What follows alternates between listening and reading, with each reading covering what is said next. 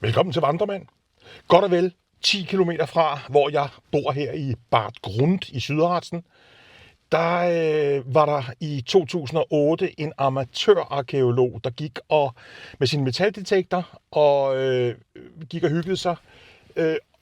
Og det var faktisk starten på et sensationelt fund. Et fund, der rykkede den historiske viden omkring romerne hernede.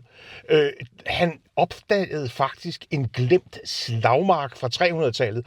Og i 3. århundrede, ikke 300-tallet, men det 3. århundrede, der var romerne overhovedet ikke her, ifølge historien. Men det var de altså alligevel. Det var slaget ved Hartshorn. Skal I med?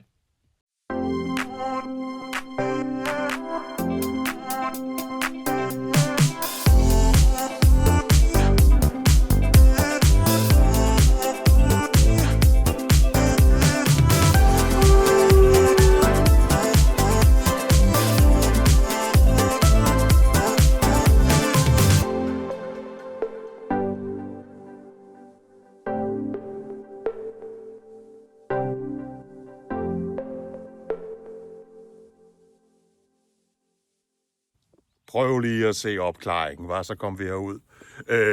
Vi er ved den tur, vi skal gå i dag på cirka 10 kilometer omkring det her glemte romerske slag ved Hartshorn. Det er vildt interessant, fordi i 2008, der var den her amatørarkæolog, han finder en hipposko.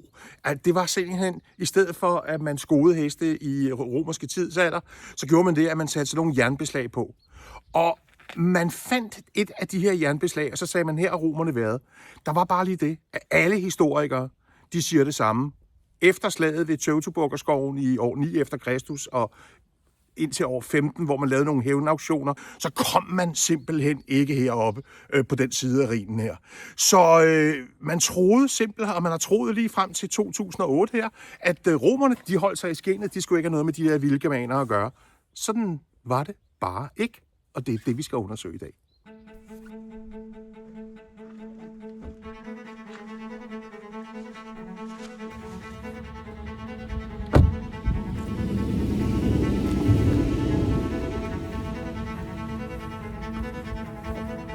Det er fuldstændig ligesom at finde en tidskapsel, det vi skal se i dag.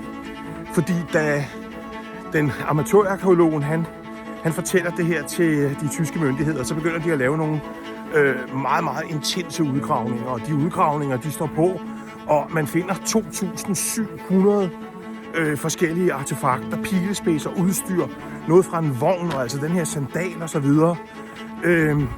Og jeg håber lidt senere her, at vi kommer til at simpelthen at kunne kigge på nogle af dem, fordi der er et infocenter, der har åbent her i vinterhalvåret om søndagen, og kun om søndagen mellem kl. 11 og 16. Det er søndag i dag, hva'? Det var nok lige det, vi skulle bruge. Så det håber jeg, vi kommer forbi, og så skal vi altså ud og se det Hartshorn, der hvor slaget mod germanerne, de stod. Jeg glæder mig som en lille barn, ja. Prøv lige at se. Prøv en gang at se her. Prøv lige en gang at se.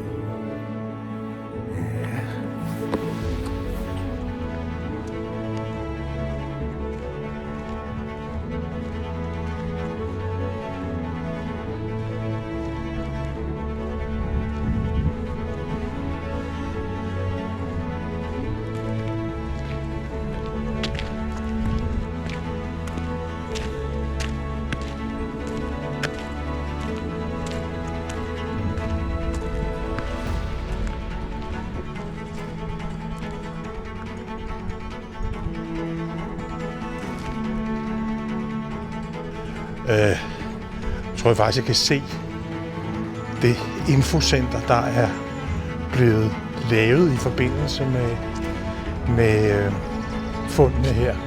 Jeg skal lige her og kigge på det. Skal jeg lige se her, hvad der står der. Hartshorn. Det ser godt ud. Rundgang. Ja.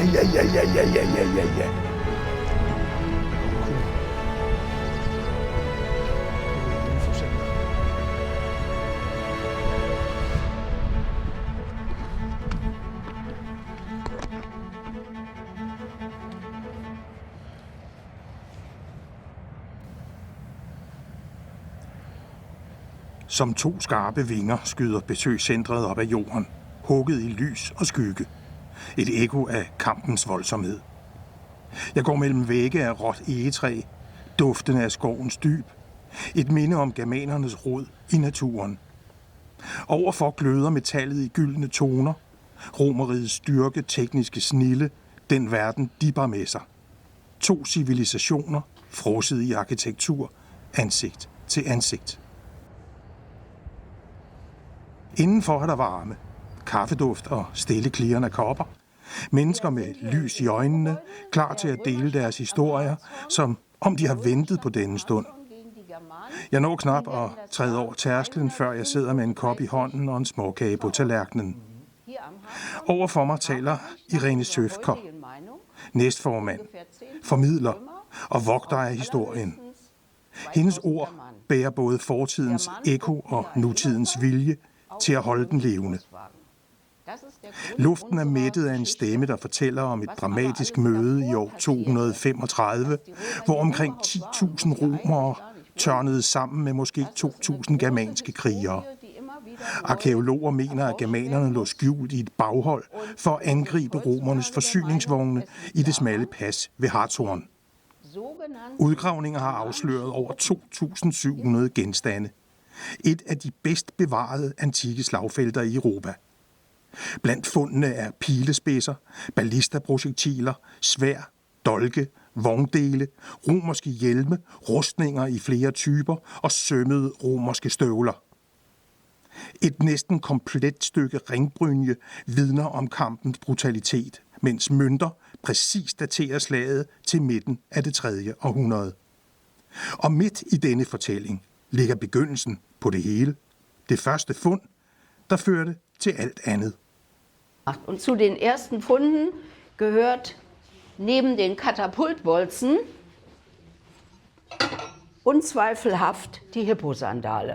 Ah, und das war der erste... Initialfund. Ja, 2008 oder Ja, 2000? Ja, 2000 gefunden, Ja. 2008 aber erst in ein Schatzsucherforum gestellt im Internet. Dort wurde den Findern gesagt, ihr habt hier Römisches, eine Hipposandale, ein Pferdeschuh. Und damit, mit dieser Aussage, sind die beiden Männer, diese beiden Hobbyarchäologen, zur Kreisarchäologin gegangen, Frau Dr. Lönne in Nordheim.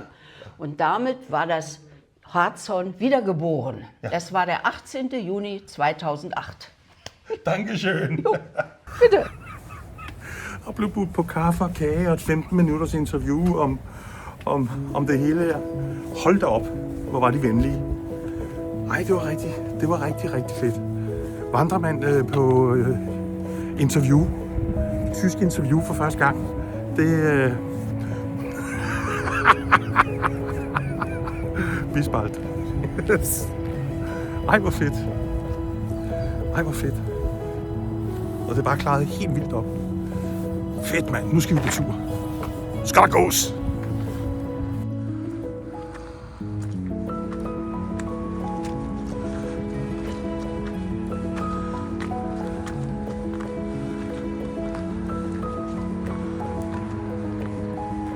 Ja, det er sindssygt.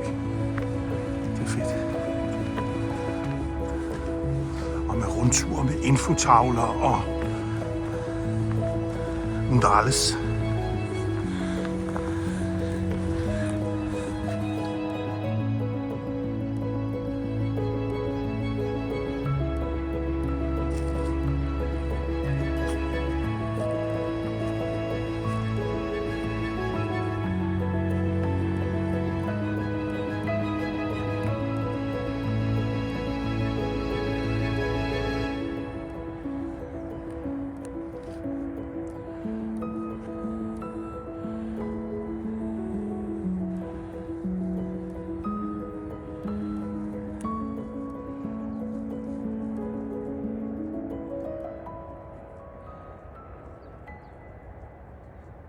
Det er helt vildt.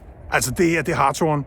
Jeg står her nu, Og det, de har gjort, det er jo altså foruden en masse forskellige infotavler, så har de mærket op, hvor de romerske pile og spydspidser og artilleriets våben er gået ind, simpelthen, så man kan se det. Og det er lige akkurat på den høj, hvor jeg står nu, at germanerne der i år 235 angreb oppefra og nedad her mod romerne, der kom fra nordaf.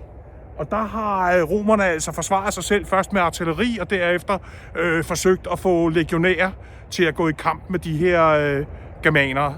Helt vildt det her. Øj, det er så lige her, at germanerne angreb romerne. Og man kan se nede her, de her orange og gule vimpler.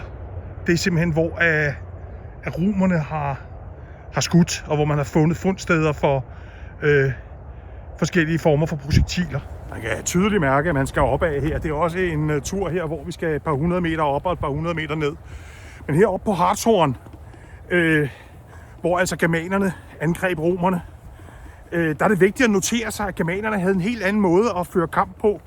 De var sådan meget mere vilde i det end på heste, og sådan løb sådan mere individuelt ind, hvor at romerne jo var superstrukturerede og havde artilleri med, altså folk med buer og sådan nogle ballister, sådan nogle spydkastemaskiner og alt muligt, og det er altså det, man ser resterne fra i dag.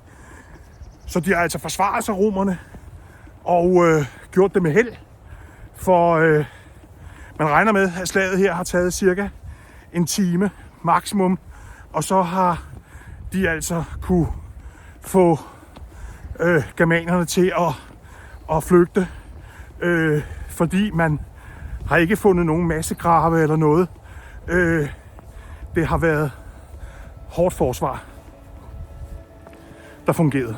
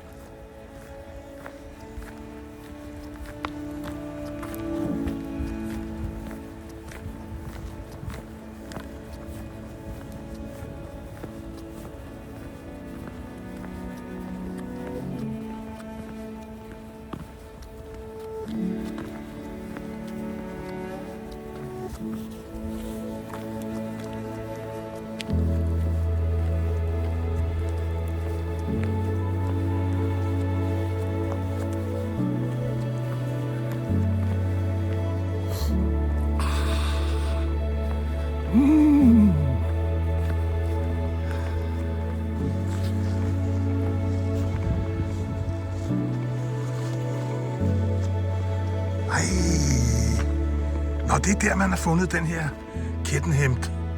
Altså den her brynje. Der kan man så se lige præcis, hvor fundene er gjort. Ja, altså for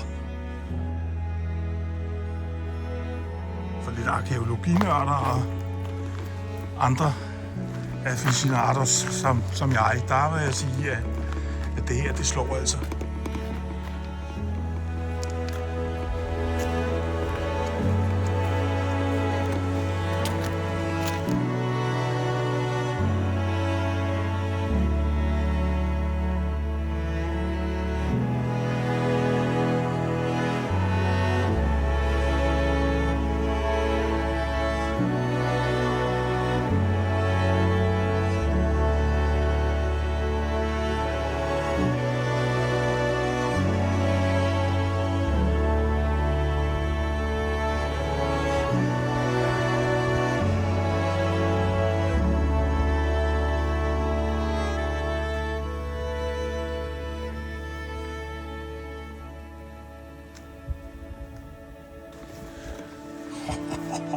Det her, det er hovedstedet for, altså, det var her kampen virkelig gik for sig, og det kan man se, fordi det er her, at romerne simpelthen har affyret mod det her de fleste projektiler, og det kan man se her. Tak skal du have, mand.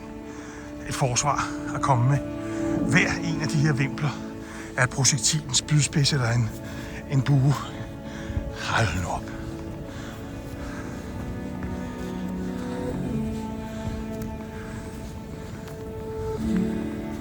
Så er vi helt op.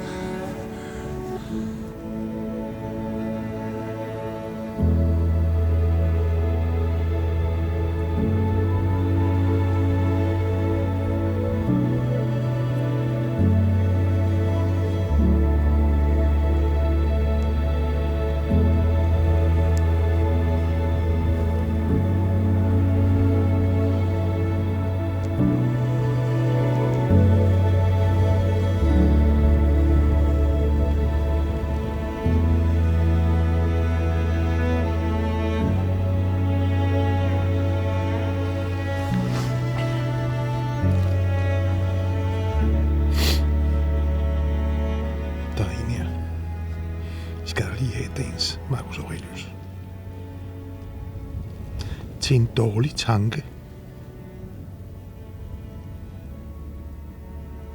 Hvad gør du nu her, tanke? Gå som du er kommet. Guderne være med dig. Jeg har ingen brug for dig. Nå, så du kommer af gammel vane? Jeg vidste. Jeg er ikke vred. Jeg er ikke vred på dig. Gå bare.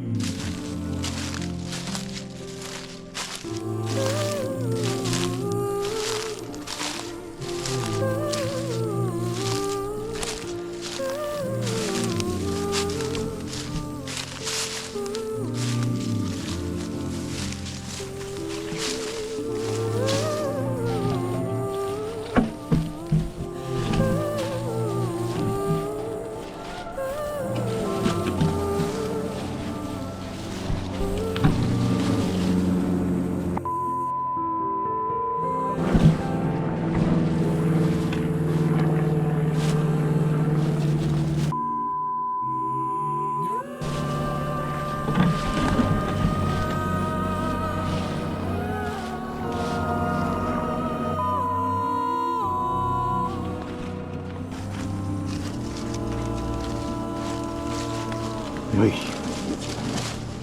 Nej. En eller anden form for sti er der jo.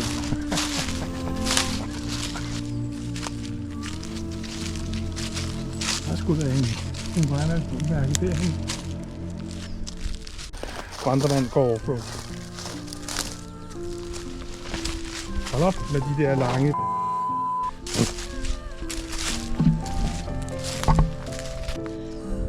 Ja, simpelthen god langs med her. Så går vi langs marken her. Det gør vi hele vejen. De næste kilometer der nu.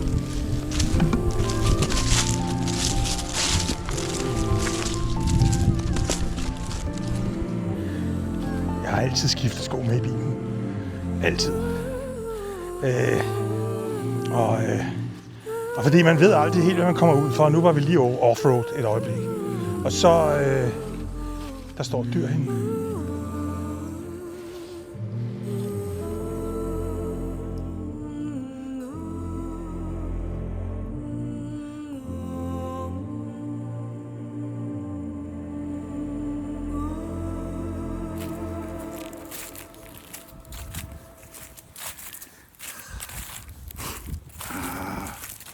Fået røde kinder, og har jo også været 200 meter opad her.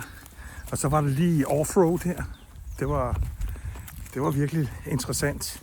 Særligt når det var sådan noget, der var sådan noget brumbærkrat, hvor det hænger sammen. Man kan ikke bare gå igennem, fordi man skal træde på det.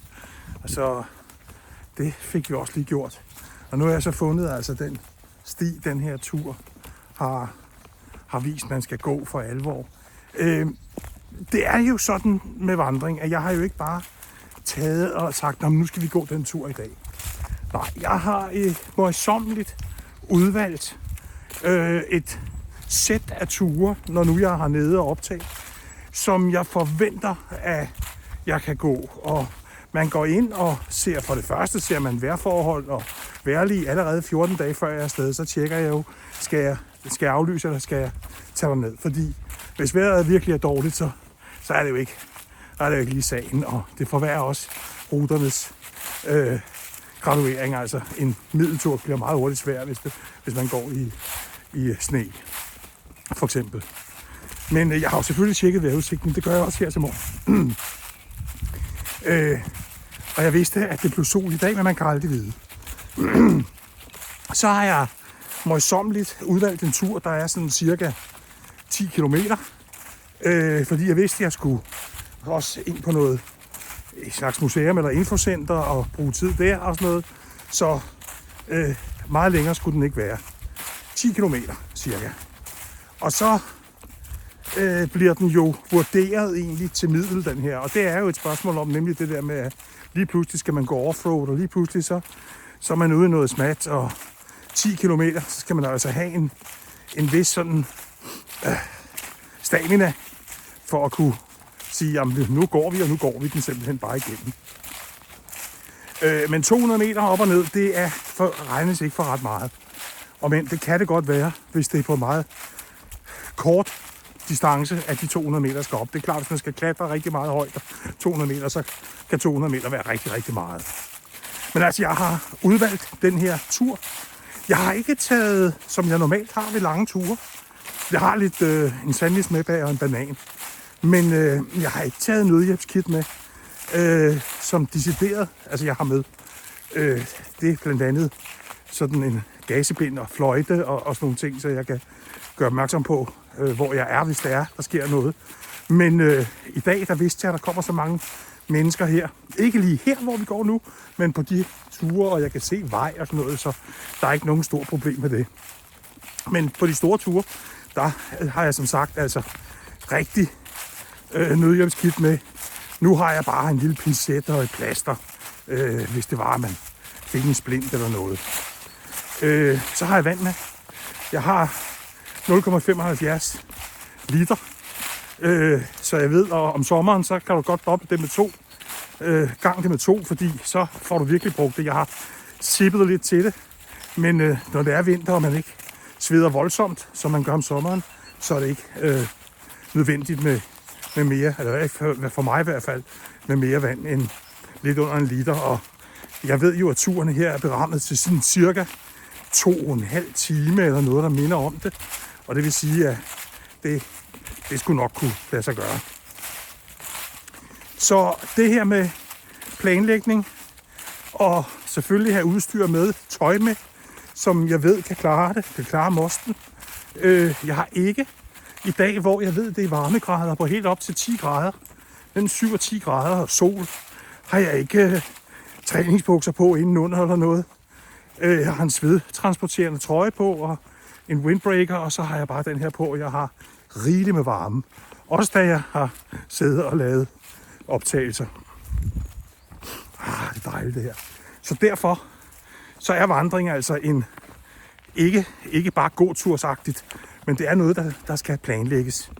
Og det er helt klart, at man kan komme ud i situationer, hvor man ikke har det rette udstyr med, eller har glemt noget osv. Og så kan det altså gå knap så godt. Det er vigtigt. Det er super vigtigt at kende til den tur, man skal. Og vide, have læst om den. Og vide helt præcis, hvad den kræver af dig, så ikke du står derude og har gået halvvejen, for eksempel 5 km, og så bare ikke kan mere, og så skal du gå 5 km hjem igen. Ja. Vandremands vandretrips. Nogle af dem.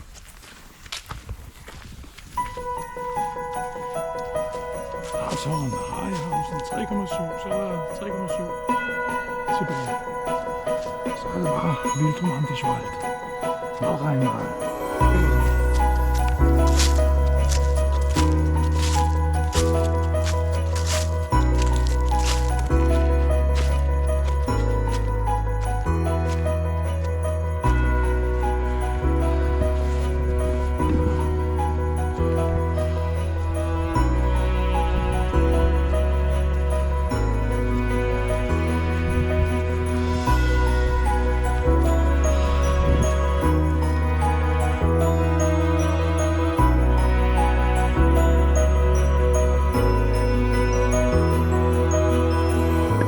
Altid skønt lige at finde sådan et par stammer, man kan sidde på, lige at få vejret og rette strømperne ud og spænde skoene igen, fordi det er jo sådan, når man går nedad, så skal man lige spænde dem til, så ikke man ryger ud i dem, du ved, og ens fødder og ens negle, de støder på. Og nu venter der så sådan en tur ned til Harryhausen på et par kilometer, ganske enkelt. Det er godt nok smallet det her. Den ligger dernede, jeg ved ikke, om I kan se den. Den ligger lige dernede, Harryhausen, hvor udgangspunktet var for turen i dag. Og der skal vi ned nu. Ja, vi skal. Og så skal vi skifte sko, skal vi? Ja, vi skal. Jeg elsker det.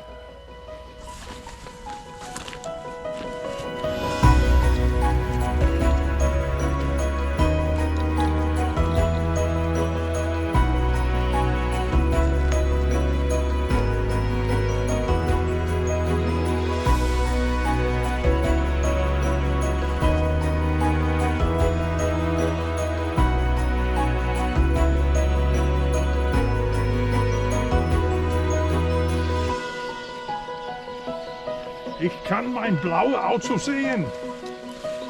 Da drüben.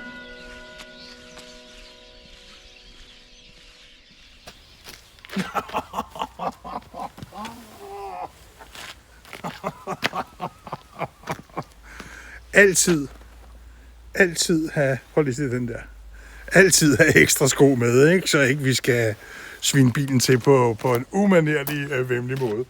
Hold bøtte en god tur. Det blev jo til, 10 kilometer cirka. Jo, altså smattede ruter nogle steder, vil jeg sige, så der skal man jo altså lige tage forbehold for, at gåhastigheden, den sænkes. Men sikke en oplevelse med Hartshorn, og sikke en oplevelse med infocentret, og sikke en oplevelse at blive putt på kaffe og kage med hele teamet derinde, infocentrets team der, og så se den her hestesandal, som romerne, en kopi af den, replika, som lederen derinde stolt kunne fremvise. Det synes jeg var fantastisk. Så ud og se selve, hvor slædet foregik, og med alle de der pileting, det var altså også helt. Og vejret har jo været, mand, godt, jeg tog den her med, siger jeg bare, for ellers den står jo ned. Altså, det har været overskyet, jeg ved ikke, hvor mange dage, hvor mange uger, hvor mange måneder, så sådan har jeg det næsten. Og så får man sådan en oplevelse her. Umanerlig dejlig tur. Tak for det, Harts. Det er det. Hver en tur er bare et eventyr, og man kan ikke helt sige, hvad der kommer til at ske. Lidt offroad var vi også i dag. Tak fordi du så med. Husk lige at give mig et like og følg og alt det der. Læs alt i infoboksen. Der er alt om både besøgscenteret og alt kort over turen og alt muligt så. Hvad? Den tur er et eventyr. Vandremand. Jo.